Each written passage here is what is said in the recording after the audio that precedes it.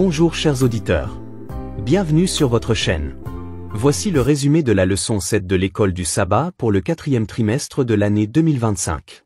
Merci d'aimer cette vidéo et de la partager avec vos amis et connaissances.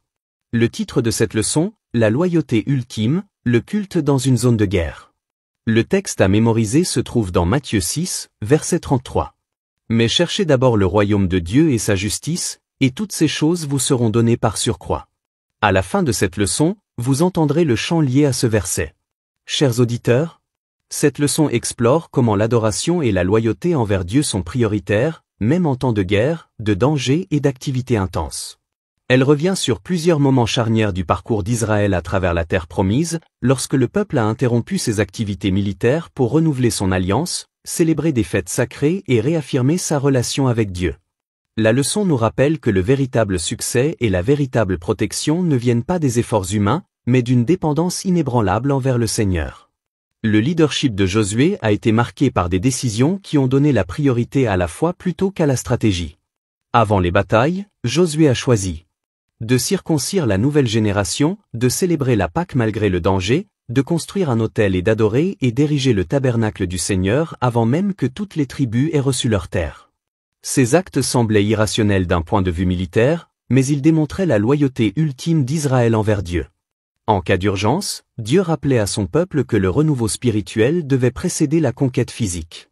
Cette leçon nous invite à évaluer notre propre vie. Négligeons-nous le temps passé avec Dieu à cause de questions urgentes ? Le véritable culte et la communion avec lui restent le meilleur investissement de notre temps. Comme le dit le verset à mémoriser, cherchez d'abord le royaume de Dieu et sa justice, et toutes ces choses vous seront données par surcroît. Leçon du dimanche. L'alliance d'abord.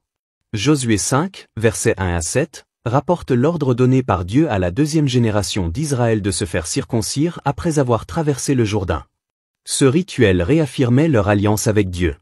Il ne s'agissait pas de gagner la faveur de Dieu, mais d'exprimer leur gratitude pour son salut.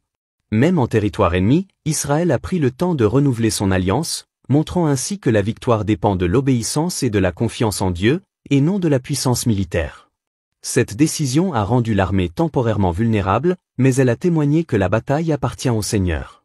De même, dans notre vie quotidienne, les affaires urgentes peuvent nous faire négliger notre relation avec Dieu.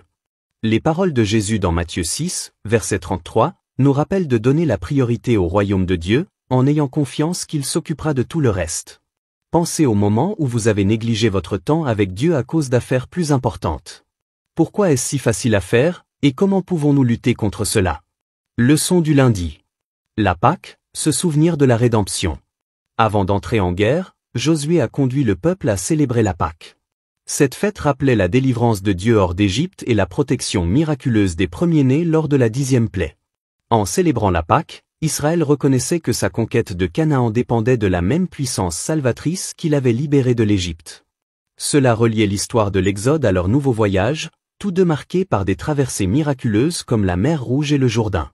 La Pâque annonçait Jésus-Christ, le véritable agneau de Dieu, comme le dit Jean 1, verset 29. Tout comme Israël a trouvé la liberté grâce au sang de l'agneau, nous trouvons la rédemption éternelle grâce au sacrifice du Christ. Jésus a transformé la Pâque en sainte scène du Seigneur, un rappel constant de sa mort et du salut qu'elle apporte. Ces deux cérémonies annoncent la célébration ultime, le festin des noces de l'agneau dans les cieux. Nous sommes invités à garder toujours présente à l'esprit la réalité de la croix, non seulement pendant la communion, mais aussi dans notre vie quotidienne, par la gratitude et le souvenir. Leçon du mardi. Les autels du renouveau. Dans Josué chapitre 8 versets 30 à 35, Josué a construit un autel au Seigneur sur le mont Ébal, suivant les instructions de Moïse. L'autel symbolisait la gratitude pour les promesses accomplies de Dieu et la réaffirmation de l'alliance d'Israël. La construction de l'autel en pleine guerre a révélé que l'adoration et l'obéissance sont plus importantes que la victoire. Josué a inscrit la loi de Dieu sur de grandes pierres, rappelant au peuple ses devoirs en vertu de l'alliance. Cet acte a établi un lien entre la guerre et l'adoration, montrant que la véritable force d'Israël venait de sa loyauté à la loi de Dieu et non de ses armes. La leçon établit un parallèle avec Jésus qui a combattu et vaincu les puissances du mal pour ramener l'humanité à l'obéissance. Grâce à sa victoire, les promesses de l'Alliance sont accomplies pour nous. Pour les croyants d'aujourd'hui, construire un autel peut signifier réserver du temps pour la prière, l'adoration et l'étude des Écritures. Des actes concrets qui renouvellent notre engagement envers Dieu dans un monde occupé et distrait. Chers auditeurs, quelles sont les pratiques spirituelles que vous pouvez adopter aujourd'hui et qui ont la même fonction que la construction d'un autel dans l'Antiquité? Leçon du mercredi. Écrit sur des pierres. Le chapitre 8, versets 32 à 35 du livre de Josué décrit comment Josué a écrit la loi de Dieu sur des pierres recouvertes de plâtre au mont Ébal, où les bénédictions et les malédictions ont été lues à haute voix entre le mont Ébal et le mont Garizim. Cet acte représentait l'alliance entre Dieu et son peuple, la bénédiction pour l'obéissance, la malédiction pour la rébellion. En écrivant la loi publiquement, Josué s'assurait que tout Israël puisse voir et se souvenir de ses obligations contractuelles. Cette trace visible symbolisait la permanence, rappelant au peuple de ne pas oublier les exigences de Dieu ni son identité en tant que nation élue. Les sacrifices offerts sur le mont Ébal préfiguraient Jésus, qui a porté la malédiction de la loi à notre place. Grâce à son expiation, les croyants peuvent vivre sous les bénédictions de l'Alliance plutôt que sous sa condamnation. La leçon souligne également notre tendance humaine à oublier Dieu dans le tourbillon de la vie. Elle nous appelle à un renouveau régulier, par le culte, la communauté et la dévotion personnelle, afin de garder l'alliance de Dieu vivante dans nos cœurs. Dans une société de plus en plus individualiste, nous devons redécouvrir le pouvoir d'appartenir à une communauté qui partage la même vision du monde, les mêmes valeurs et croyances, et la même mission. Leçon du jeudi. Aspirer à sa présence. Dans Josué 18, versets 1 à 2, les Israélites se sont rassemblés à Silo pour établir le sanctuaire, même si cette tribu n'avait pas encore reçu leur héritage. Cet acte symbolisait la promesse accomplie de Dieu de demeurer parmi son peuple. Le tabernacle se trouvait au centre de la vie d'Israël, signifiant que la présence de Dieu est au cœur de l'identité et du succès de son peuple. Le sanctuaire était plus important que le partage des terres ou les questions militaires. Il était un rappel physique que Dieu était avec eux. Pour les chrétiens, l'accent est mis sur le sanctuaire céleste, où Jésus intercède désormais en notre faveur. Tout comme la présence de Dieu à Silo a soutenu Israël, le ministère continu du Christ dans les cieux nous donne la force, l'espoir et l'accès à la grâce de Dieu. En fin de compte, le thème du sanctuaire renvoie à l'éternité, lorsque Dieu habitera de manière permanente parmi son peuple racheté. D'ici là, nous sommes appelés à vivre dans l'attente et la foi, en gardant notre cœur centré sur la présence du Christ. Leçon du vendredi. Réflexion supplémentaire. Dans son livre Patriarches et prophètes, page 500, Sœur Ellen White établit un lien magnifique entre l'autel du mont Ébal et le sacrifice expiatoire du Christ. L'autel était placé sur la montagne de la malédiction, montrant que les péchés de l'humanité méritent justement la mort, mais que grâce au Christ, représenté par le sacrifice, la miséricorde triomphe du jugement. Elle nous rappelle également que le service de la scène ne doit pas être un moment de tristesse, mais de joyeux souvenirs. Après s'être confessés et réconciliés, les croyants viennent à la table du Seigneur pour célébrer sa grâce salvatrice. Avant de terminer, réfléchissons sur les points suivants.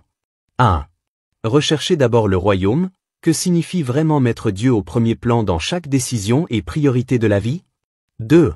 Surmonter l'oubli. Pourquoi est-il si facile d'oublier Dieu dans la routine quotidienne, et comment pouvons-nous cultiver des habitudes spirituelles régulières? 3. L'espoir dans le sanctuaire céleste. En quoi le fait de savoir que Jésus intercède pour nous au ciel nous apporte-t-il de la confiance, en particulier dans les moments d'épreuve et d'incertitude? Chers auditeurs, l'adoration et le renouvellement de l'alliance précèdent la conquête ou la réussite. La victoire est toujours enracinée dans la foi et la dépendance envers Dieu, et non dans la force humaine. Chaque acte d'adoration, la circoncision, la Pâque, l'autel, le sanctuaire, tout cela pointe vers Jésus-Christ. La présence de Dieu est le plus grand trésor. La loyauté envers lui définit le véritable succès. Dans les zones de guerre de la vie, le renouveau spirituel est la clé de la victoire ultime. Que Dieu vous bénisse.